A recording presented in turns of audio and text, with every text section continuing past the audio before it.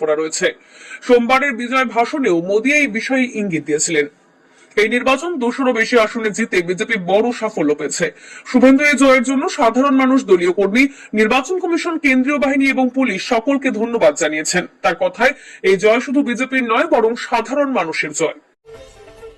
বাংলায় ক্ষমতায় বিজেপি, মাসে 3000 টাকা থেকে ইউসিসি, কি বড় সিদ্ধান্ত আসছে?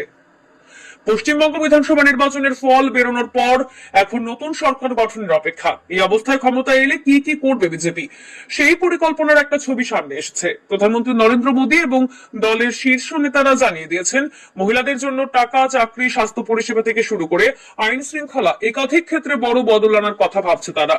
বাংলার জন্য কি প্রতিশ্রুতি বিজেপি সরকারের? সরকার গঠনের পর প্রথম মন্ত্রিসভাতে আয়ুষ্মান ভারত প্রকল্প চালুর কথা বলা হয়েছে। পাশাপাশি মহিলাদের নিরাপত্তা এবং যুবকদের কর্মসংস্থানকে সরকার গঠনের পর প্রথম মন্ত্রিসভাতে আয়ুষ্মান ভারত প্রকল্প চালুর কথা বলা হয়েছে। পাশাপাশি মহিলাদের নিরাপত্তা এবং যুবকদের কর্মসংস্থানকে অগ্রাধিকার দেওয়ার বার্তা দিয়েছে দল। 2 রাজ্যে অনুপ্রবেশ রুখতে ডিটেক্ট, ডিলিট এবং ডিপোর্ট নীতি নেওয়ার কথা বলা হয়েছে। সরকারি কর্মচারীদের জন্য 45 দিনের মধ্যে 7ম বেতন কমিশন চালু এবং 6 মাসের মধ্যে 8ম বেতন কমিশনের কাজ শুরু করার আশ্বাস দেওয়া হয়েছে। 3, মধ্যবিত্ত ও গরিব মহিলাদের জন্য মাসে 3000 টাকা এবং আর্থিক সহায়তা দেওয়ার প্রতিশ্রুতি রয়েছে। পাশাপাশি প্রসূতিদের হাসপাতালে সন্তান জন্মদানের ব্যবস্থা, নারীদের স্বাস্থ্য পরিষেবা বৃদ্ধি এবং ক্যান্সার প্রতিরোধ টিকাকরণের পরিকল্পনাও করা হয়েছে।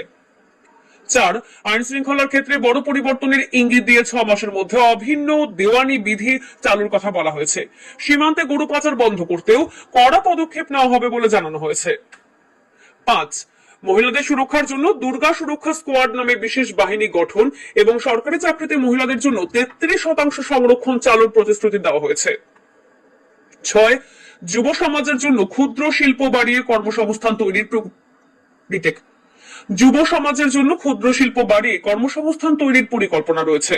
চাকরি না পাওয়া পর্যন্ত বেকার যুবক যুবতীদের মাসে 3000 টাকা করে ভাতা দেওয়ার কথাও বলা হয়েছে।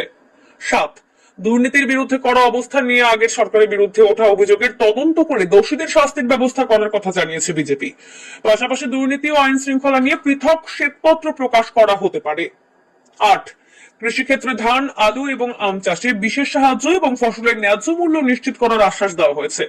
মৎস্যজীবীদের প্রধানমন্ত্রী মৎস্য সম্পদ যোজনার আওতায় এনে রাজ্যকে বড় মাছ রপ্তানিকারক হিসেবে গড়ে তোলার লক্ষ্য নেওয়া হয়েছে।